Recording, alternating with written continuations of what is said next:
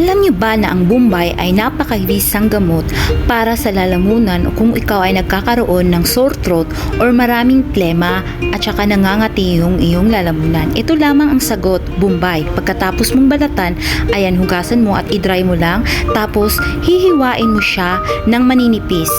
Ayan, ganito lang kanipis.